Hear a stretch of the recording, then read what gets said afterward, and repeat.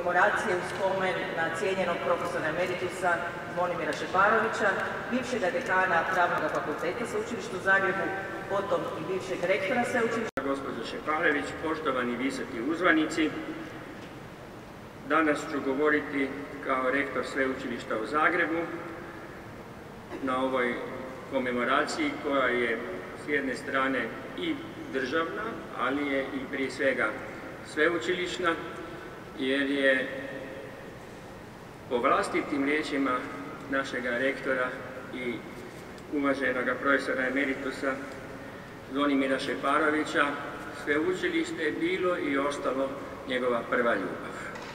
Govorit ću prije svega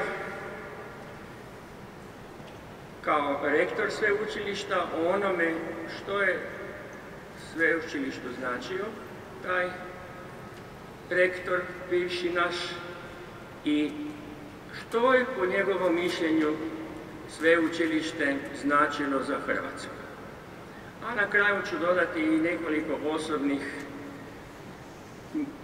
sjećanja, s obzirom da smo, kao što sam lijepo rekao na ispraćaju, on me je smatrao prijateljem i to je za mene bila posebna čast. I u neku ruku bili smo i svojta, jer moj pradjed i djed su bili iz Blata na Korčuli, kao što vidimo. Dakle, opraštam se ponovo od njega na ovoj komemoraciji u ime Sveučilišta u Zagrebu, u ime svih njegovih sastavnica i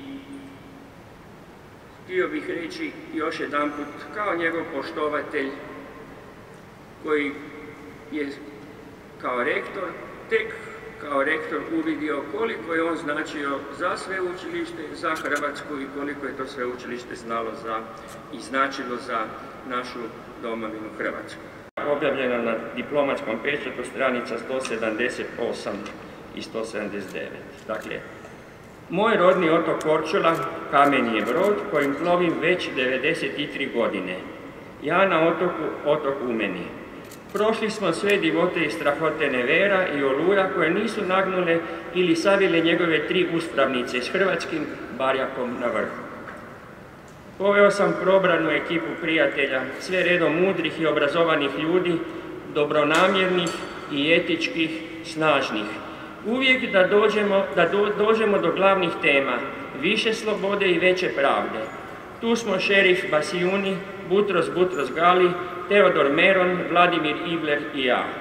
Poslije smo na istoj liniji stvorili veze s Helmutom Kohlom i Alojsom Okom i kontakte s papom. Tako je davno i čvrsto trasiran moj put prema politici i diplomaciji. Bio sam ministar vanjskih poslova.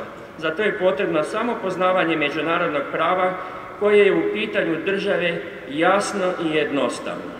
2 su uvjeta.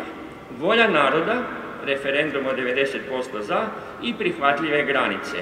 A u raspadu nekog saveza unutarnje granice članica postaju državne granice Avnojske, samostalnih država. 10. siječnja ove godine napustio nas je još jedan od profesora Pravnog fakulteta u Zagrebu, profesor emeritus, doktor znanosti Zvonimir Šeparović. Osvrnut ću se ovdje manje više na njegovu profesorsku karijeru, drugi će govoriti o drugim aspektima. No prije toga spomenut ću par natuknica iz njegove biografije. Profesor Šeparović rođen je 14. rujna 1928. godine u Blatu na Korčuli. Gimnaziju je pohađao u Dubrovniku i Splitu, gdje je maturirao 1947. Studij prava, završio je na Pravnom fakultetu Sveučilišta u Zagrebu 1953. Zanimljivo, za vrijeme studija bio je novinar u Studentskom listu i na Radio Zagrebu. Od 1956. do 1961. radio je kao sudac na Kotarskom sudu u Krapini te na okružnim sudovima u Karlovcu i Zagrebu. Od 1961. je zaposlen na Pravnom fakultetu u Zagrebu. Iste te 1961. godine završio je znanstveni magistarski studij iz kazneno-pravnih znanosti s temom žrtva krivičnog djela, čime je zaorao duboku, produktivnu i, ja bih rekao, potrebnu brazdu viktimologije, znanosti o žrtvama kaznenih djela koje su u kaznenom pravu bile, budimo iskreni, zapostavljene, jer je ono tradicionalno bilo usmjereno na kazneno djelo počinitelja, odgovornost, krivnju, kaznu, pa i prava okrivljenika. Znanstvenikom i političarem, ali prije svega s velikim čovjekom. Čovjekom koji se u svom radu i življenju uvijek zauzimao za pravednost, za one čiji je glas nerijetko utihnut.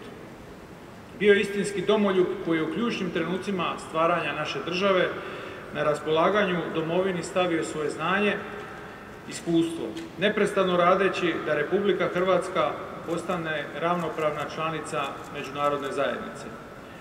Obnašajući dužnost ministra pravosuđa u 6. vladi, inicirao je pokretanje tužbe Republike Hrvatske protiv Savezne Republike Jugoslavije, vodeći se načelom da nitko u ime žrtava ne može opraštati zločine.